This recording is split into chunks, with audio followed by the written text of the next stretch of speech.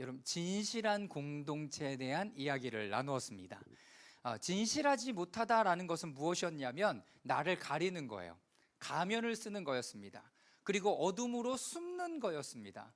그래서 나의 진짜 모습을 자꾸 드러내지 않고 자꾸 어둠 가운데 나아가는 그 모습들이 우리에게 있어서 아무것도 아닌 것 같지만 그것이 굉장히 악하다라는 이야기를 했습니다. 그것의 원인이 어디에 있었습니까? 창세기 3장에 아담과 하하가 선악을 알게 하는 나무의 열매를 따먹고 난 다음에 그들이 하나님 앞에 보였던 반응이 뭐였냐면 숨는 거였습니다. 자신의 정체성, 자신의 모습들을 하나님 안에서 찾지 않고 하나님의 비전 안에, 하나님의 목적 안에 찾지 못하고 어디에 찾았어요? 내가 스스로 뭘 해버리는 것 안에 찾으니까 그들은 하나님이 부를 때 어떻게 했냐면 도망 다녔습니다.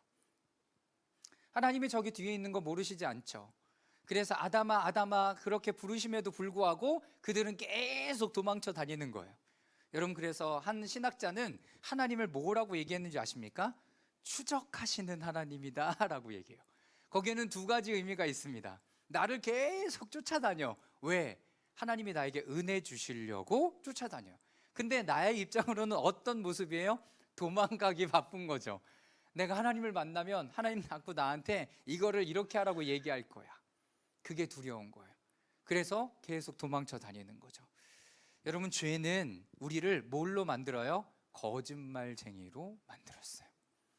그러니까 우리의 죄된 모습, 우리가 숨으려고 하는 모습, 우리가 자꾸 거짓으로 어떤 것을 대하려고 하는 모습은 어디서 나오는 거예요? 그 죄된 모습 안에 나오는 거예요. 그래서 정직이나 사랑이나 빛 가운데 나아가지 않으려고 하는 그런 지향성과 방향성은 여러분, 우리가 수십 년, 우리가 예수님 믿은 다음부터라고 얘기하면 몇 년? 한 10여 년, 20년, 30년 이렇게 됐을 거예요. 그러나 역사적으로는 2000년의 역사를 가지고 있는 거예요. 그렇죠? 그렇게 생각하면 우리의 문화 안에 대부분은 그것이 어떻게 되어 있다라고 볼 수 있냐면 녹아져 있다라고 보셔도 무관합니다. 기가 막힌 거죠. 왜 저 사람들은 저러지? 당연한 거예요. 여러분, 2000년이 흘러왔어요. 더 이상의 시간을 흘러왔어요. 그런 문화들이 그렇기 때문에 그것이 너무나 자연스러운 모습으로 나타나요. 여러분, 그리스도인들도 마찬가지죠. 그래서 그 부분에 대해서 우리가 인지하지 않고 내가 주목하지 않고 내가 자꾸 하나님의 말씀 가운데 나를 조명하지 않는다면 내가 그러고 있음을 당연하게 받아들여도 무관합니다. 어제 네가 자꾸 왜 죄된 모습으로 가지? 왜 자꾸 어둠으로 나아가지? 왜 자꾸 숨으려고 하지? 내 안에 뭐가 없다라고 보시면 돼요. 말씀이 없구나, 빛이 없구나 라고 보시면 됩니다. 그래서 지난주에 요한일서 1장 5절에서 9절 말씀을 읽지 않고 제가 정리해드리면 하나님은 빛이시며 그 안에 어둠이 조금도 없으시다라고 이야기했어요.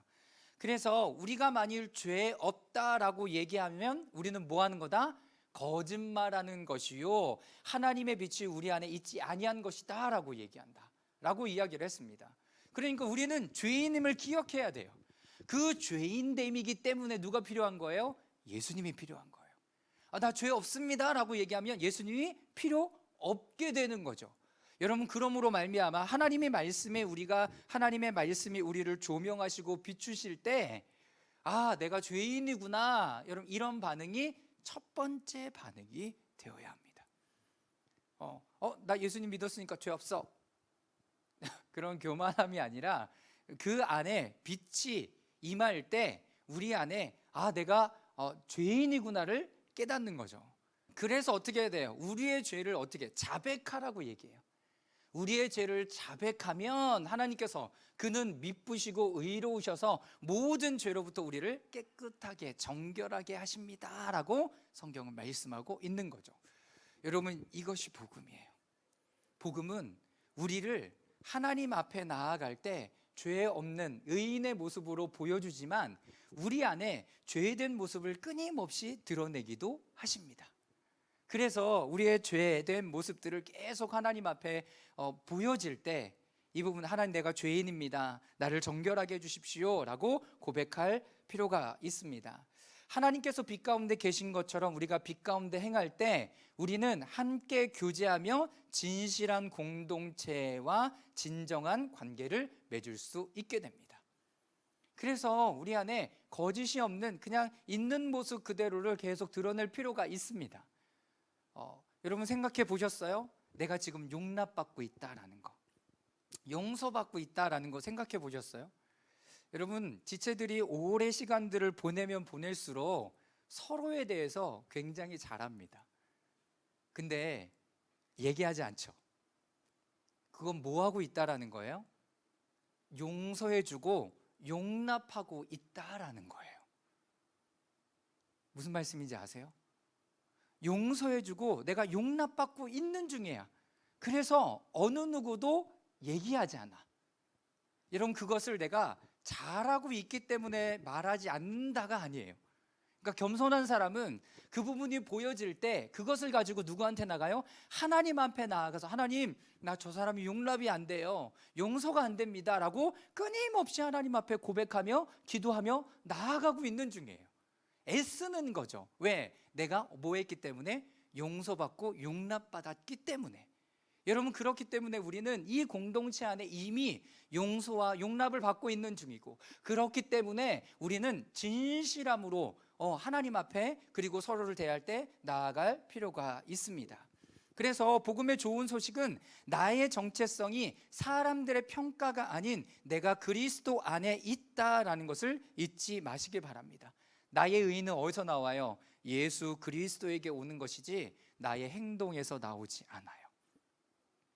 예수님께서 수없이 많은 사람들에게, 아니 태어나면서부터 헤롯이나 이런 사람들에게 어려운 시간들을 보내고, 가장 친한 친구에게 따돌림을 받고, 그리고 배신을 당하고, 그리고 율법학자와 바리새인들에게 그렇게 팔림을 당하고 죽임을 당할 때 그가 붙잡았던 두 가지가 있어요. 첫 번째는 뭐예요? 나는 하나님의 아들이다라는 거예요. 자신의 정체성을 어디 둬요? 하나님에게 둬요. 다른 데 두는 게 아니에요. 하나님에게 둬요. 나의 행동, 나의 말, 내가 했던 어떤 것에 두지 않고 나의 정체성을 하나님에게 두었던 분이 바로 예수 그리스도이십니다. 그러니까 우리도 우리의 정체성을 하나님에게 두어야 돼요. 우리의 상황과 환경과 우리의 직장과 우리의 커리어에 두는 게 아니라 하나님에게 두어야 합니다. 두 번째는 뭡니까? 우리의 정체성, 우리의 삶의 목적과 목표를 어디다 두어야 되냐면 하나님의 뜻, 다시 말해서 하나님의 비전에 두어야 돼요. 나의 비전을 이루어 간다는 것에 두면 여러분이 실망하고 떠나실 거예요. 어느 공동체에 있든지. 그러나 하나님의 뜻과 마음의 그 부분들을 둔다면 우리는 어떻게 할 수 있어요? 지금 내가 어려운 시간들을 보낼 때도 하나님의 그 뜻과 비전 안에서 그것을 지켜갈 수 있는 힘을 가져갈 수 있습니다. 사랑하는 여러분, 그러므로 우리가 빛 가운데 걸어간다라고 얘기했을 때 두 가지, 첫 번째는 우리의 방향을 올바르게 찾아갈 수 있어요. 그 빛이신 주님으로 인하여 우리는 올바른 방향을 찾아갈 수 있으며, 두 번째는 우리 안에 어둠으로 인하여 이 상하여지고 찢겨진 부분들을 하나님 앞에 내놓고 기도하고 회개하며 새로워질 수 있는 그런 은혜를 우리가 받고 있다라는 것입니다. 그렇기 때문에 하나님의 빛과 그리고 하나님이 함께 하시는 그 은혜가 여러분 모두에게 충만하게 임하시기를 주님의 이름으로 축원합니다. 아멘.